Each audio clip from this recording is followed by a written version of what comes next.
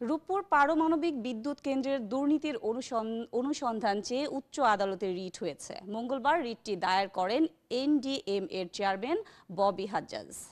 তিনি জানান, রূপপুর প্রকল্পের দুর্নীতির অনুসন্ধান চেয়ে দুদকে আবেদন করেছিলেন তারা, কিন্তু দুদক এই বিষয়ে কোনো পদক্ষেপ না নেয়ায় তারা আদালতের এসেছেন। এর আগে গত 17 আগস্ট গ্লোবাল ডিফেন্স কর্পের এক প্রতিবেদনে বলা হয়, রূপপুর পারমাণবিক বিদ্যুৎ কেন্দ্র থেকে $500 কোটি বেশি আত্মসাৎ করেছেন বাংলাদেশের ক্ষমতাচ্যুত প্রধানমন্ত্রী শেখ হাসিনা। প্রকল্প বাস্তবায়নকারী সংস্থা রোসোস্ট্রম মালয়েশিয়ার একটি ব্যাংকের মাধ্যমে শেখ হাসিনাকে এ অর্থ আত্মসাতের সুযোগ করে দেয়, যাতে মধ্যস্থতা করেন ছেলে সজীব ওয়াজেদ জয় ও ভাগ্নি টিউলিপ সিদ্দিক। এতে আরও বলা হয়, রাশিয়ার সহযোগিতায় বিদ্যুৎ কেন্দ্রটি নির্মাণে খরচ ধরা হয় $1,265 কোটি, যা প্রয়োজনের তুলনায় অনেক বেশি। অভিযোগে বলা হয়, মধ্যস্থতার বিনিময়ে পাচার করা অর্থের 30% পেয়েছেন ভাগ্নি টিউলিপ, শেখ রেহেনা ও পরিবারের কয়েকজন সদস্য।